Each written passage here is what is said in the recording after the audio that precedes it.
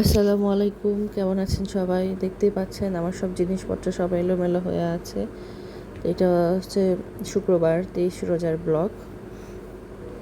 তো আজকে যেহেতু আঞ্জার বাবার বাসায় আমি একটু কাজ করতে নেমেছি। আমি আজকে যে ফ্রিজ নিয়ে বসেছি পরিষ্কার করব। তো অলরেডি আমার ফ্রিজটা পরিষ্কার করা শেষ, আমি আবার সব সেট করে নিয়েছি। এখন ফ্রিজের ভিতরে যে জিনিসগুলো ছিল এগুলো সব মুছে টুছে আবার সব সাজিয়ে নিচ্ছি।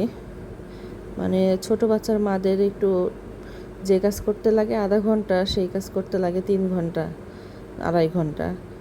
কারণ বাচ্চার তালের সাথে মিল রেখে কাজ করতে হয়, বারবার বাচ্চাকে সামলিয়ে তারপরেও তো পারি না সেরকম। আজকে যেহেতু তোর বাবা বাসায় ছিল তাই একটু করে নিয়েছি কাজ।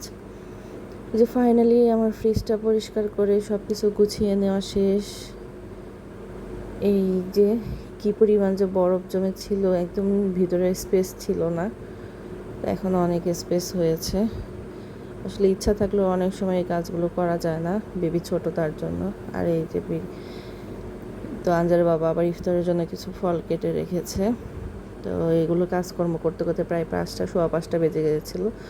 তো 5টার দিকে আমি গোসল করে তারপরে এসে আবার রান্না বসিয়েছিলাম। আজকে যেহেতু ইফতার বানানোর ঝামেলা ছিল না, আজকে বাইরে থেকে ইফতার আনা হয়েছিল।